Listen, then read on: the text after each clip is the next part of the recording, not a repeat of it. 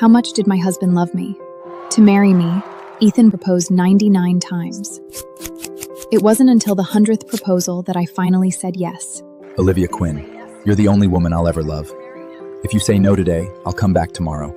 And if tomorrow doesn't work, I'll come back the day after that. I'll keep asking until you finally believe me. That day, in front of our families and closest friends, I finally gave in. On our wedding night, I gave him a crystal box. Inside were 99 second chance cards.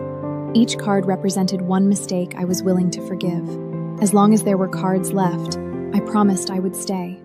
5 years later, every time he broke a promise because of his young assistant, Chloe Hart, he used one up. Then, one day, he realized something had changed. I no longer cried and begged him to stay. The only thing I asked was, if you leave with Chloe tonight, can I use another second chance card? Of course, it's not like I've used that many. Use one if you want. I nodded and watched him walk away. What he didn't know was that tonight was his 97th card, and there were only 2 left. Tonight was Blackwell Group's celebration gala. It was also my 3rd day out of the hospital after liver surgery. The doctors had specifically told me to rest, but I still came to support Ethan. Then Chloe Hart knocked over the champagne tower. Glass shattered across the ballroom floor. Champagne splashed all over one of our key business partners, Mr. Harrison. Ethan's first instinct wasn't to ask Chloe to apologize. Instead, he immediately stepped in front of her, protecting her. Olivia, apologize to Mr. Harrison for her. I froze. For a moment, I thought I had misheard him. Mr. Blackwell, your assistant is the one who made the mistake. She's the person who owes me an apology. Chloe's eyes instantly turned red. She tugged lightly on Ethan's sleeve. I'm sorry.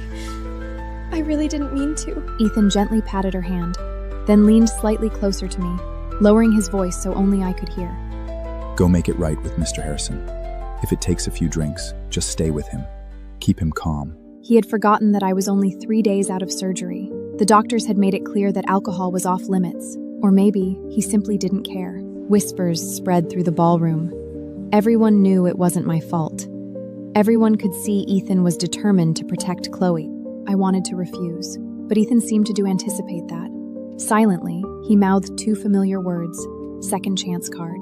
5 years ago, Ethan Blackwell had proposed to me 99 times. To honor that love, I created 99 second chance cards on our wedding day. As long as there were cards left, our marriage would survive.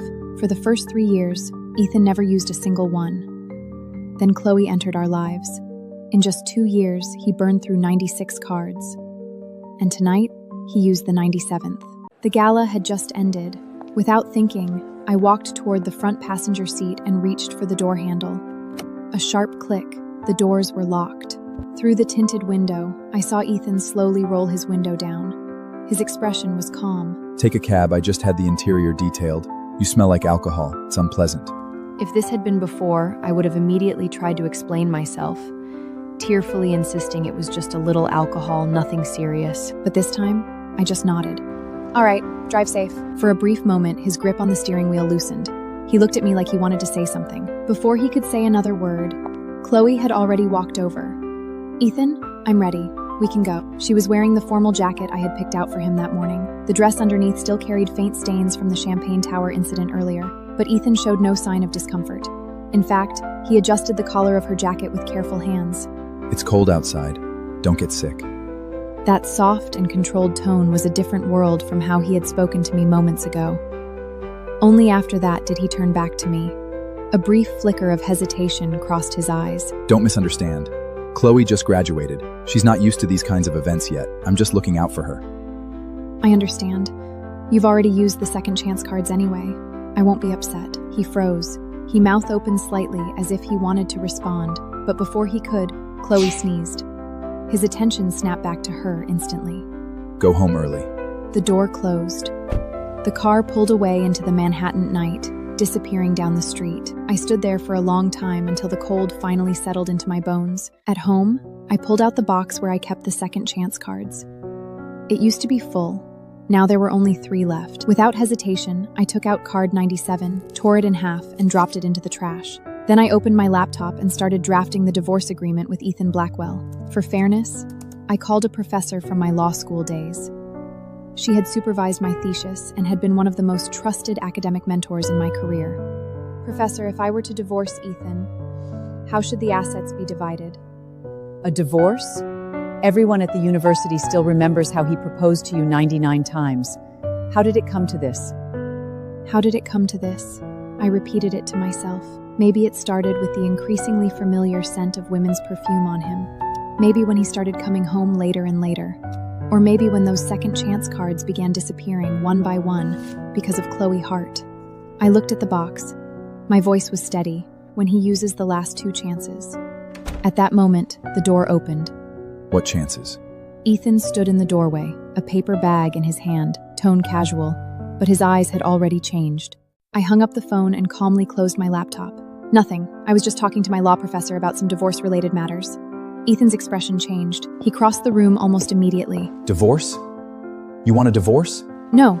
It's a case she's working on. She wanted some opinion." He studied me for a few seconds before the tension in his face eased slightly. This is for you. The logo on the bag belonged to a dessert shop I had always loved. Before we got married, whenever we argued, Ethan would buy me a cake from that store to make up with me. The place was incredibly popular.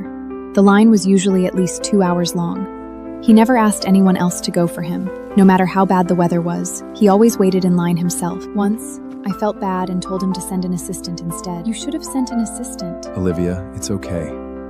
For you, I'd do it in a heartbeat. The memory softened something in my chest.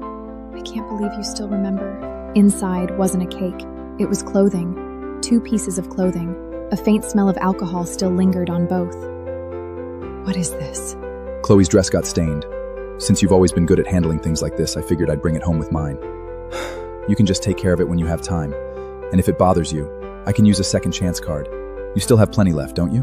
Every word I wanted to say died in my throat. I wanted to tell him there weren't plenty left, including the one he had just used. There was only 1 second chance card left. But in the end, I only looked at him for a long moment before taking the clothes to the laundry room. Over the years, I had managed every detail of his life. The suits that needed pressing before board meetings, the ties that matched each gala, fundraiser, and investor dinner. I handled all of it. Looking back now, it felt almost ridiculous. I had called it love. To Ethan, it had simply become a service he expected to exist. Nothing more.